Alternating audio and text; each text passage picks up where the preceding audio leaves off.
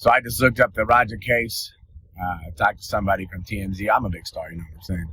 Actually, still a nobody, doing nobody things. But there is an update. They just released more information today. They misspelled my name. I am Doublas, Doublas. That's my bougie new name, Doublas. Yeah. Anyways, so what they're saying is that they're going to go forward with charges, and it'll be felony battery, and they're actually going forward with the charge against me where he punched me in my eye and gave me stitches. So that's the new development on the Roger Jackson case.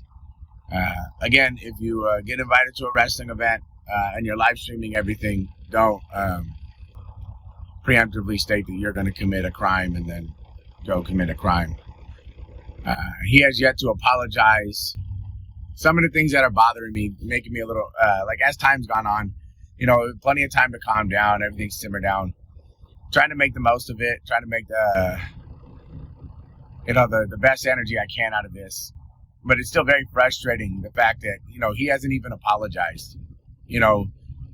Knox or Roger's side, they never once offered to pay for my stitches. They never wanted to come out and apologize. They never wanted to,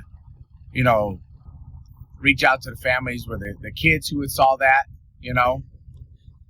one of the kids, Weston, just saw me at Hollywood Championship Wrestling, and him and his mom came with a picture of me on their shirts. I gave them free hats because, I just love those people to death. They're good-hearted people. Weston's world champion who saw the whole thing. It was traumatized, and I want to show him that wrestling's going to be okay. And you would think that Roger's side is going to want to show kids and people like that what happened was wrong, and it was a bad thing and it should have never happened. We should have apologies out there, something, right? You would think that that's what adults will do, is own up to the mistakes. So since he hasn't apologized, there's been no reports of him checking into any type of mental health treatment or getting help, therapy, nothing, right? So I'm going to go forward with my unimpressed charges, and then again in court, if I get a chance to say anything, I'm going to say mental health treatment. That's the only way that I'll lighten up on anything or advocate for anything, is if he gets mental health treatment, because he needs it.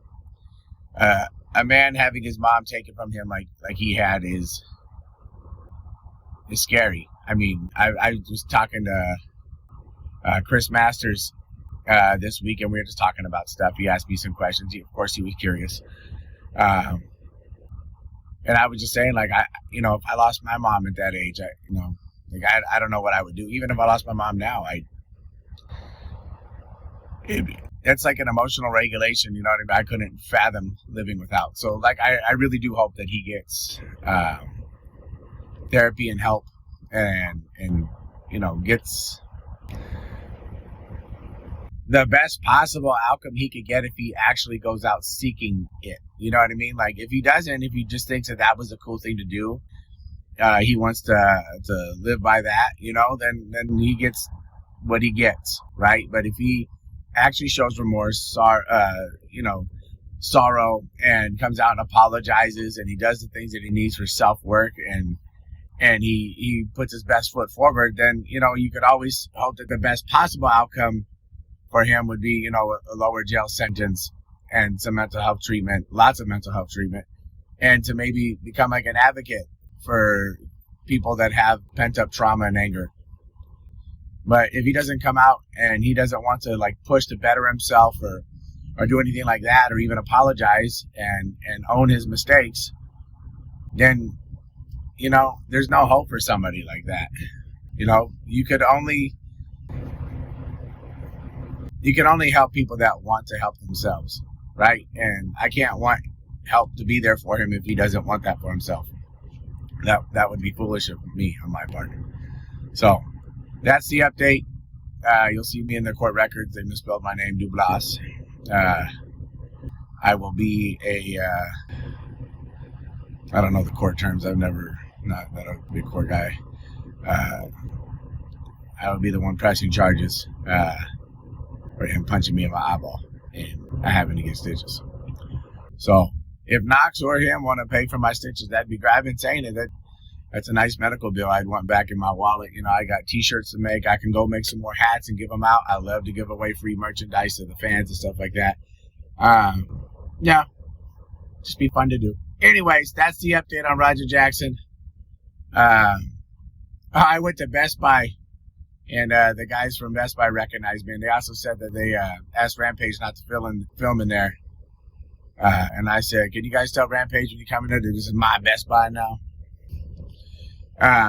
Yeah, it's really funny. All you guys are hating on Rampage.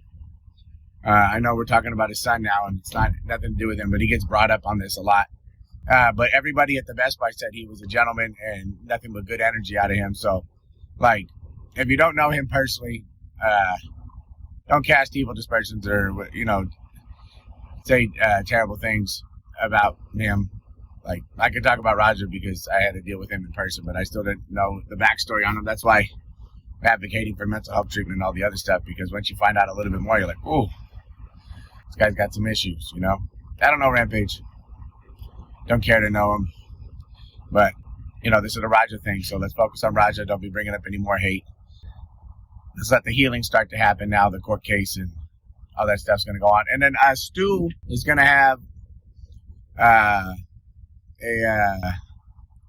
charity event for him. I'm smiling because I can't wait. I haven't been able to talk to Stu, or because I'm directly involved with what happened to Stu. I can't go out and just like hit him up because it'll bring up the negativity that he's trying to like heal from, right? So when they reached out to me and they said, hey, we're doing it in November in Hesperia, I'm like, hell yeah. So like I'm gonna finally like, you know, get to like let out some of this energy I've been holding in and, you know, give him a hug, talk to him a little bit. Because if he's ready to do that, you know, I don't think he's going to be in the ring, but, you know, I'm more than damn positive he's going to be there. I'm just excited for all of that. So there's an update on Stu. Like I said, he's a cowboy. He's very private, very personal. And so is Contessa, who's one of the strongest women I've ever heard of, having to be there for him, and then what she does for work, you know. So normally she goes home and that's her rock, and then when she's going home, she has to be the rock for him after being the rock for other people all day at work, and that's heartbreaking, you know. So there's some good things coming forward. Would have preferred for this never to happen, but we're here, so let's just try to make the most out of everything. Stay positive, everybody. If I didn't touch on something, hit me up. Ask me questions. I'll respond in the comments. Comment below what you think. Like, subscribe, all the good stuff. Snoochie boochies.